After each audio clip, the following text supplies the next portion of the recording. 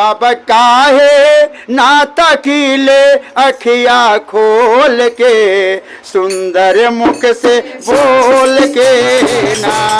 भोले बाबा काहे ना तकीले अखिया खोल के, सुंदर मुख से बोल के ना। भोले बाबा काहे ना ताकीले अखिया खोल के, सुंदर मुख से बोल के ना। भोले बाबा काहे ना ताकीले अखिया खोल के, सुंदर मुख से बोल के ना। भोले बाबा काहे ले अखिया खोल के, सुंदर मुख से बोल के ना।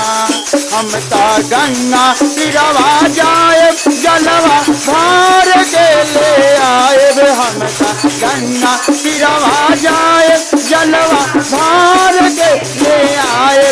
अपना भोला पर चढ़ाए दिलवा खोल के, सुंदर मुख से बोल के ना।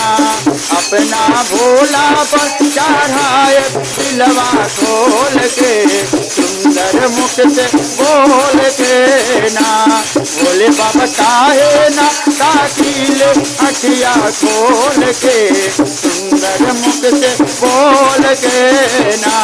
भोले बाबा काहे ना ताकीले अखिया खोल के, सुंदर मुख से बोल के ना। भोले बाबा काहे ना ताकीले अखिया खोल के, सुंदर मुख से बोल के ना। भोले बाबा काहे ना ले अखिया खोल के, सुंदर मुख से बोल के ना। हम ता जंगले जंगले जाए भनिया खोज के ले आए, हम ता जंगले जंगले जाए भनिया खोज के ले आए। अपना भोला पर चढ़ाए दिलवा खोल के, सुंदर मुख से बोल के ना।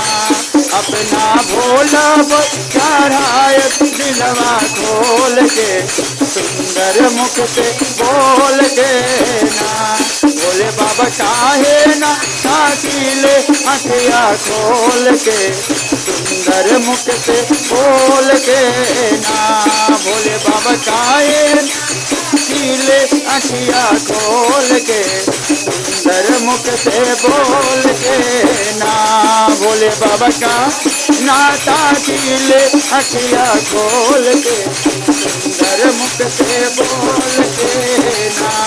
हम ता फुलवा बगिया जाए फुलवा लोर के ले आए, हम ता फुलवा बगिया जाए फुलवा लोर के ले आए। अपना भोला पर चढ़ाए दिलवा खोल के, सुंदर मुख से बोल के ना।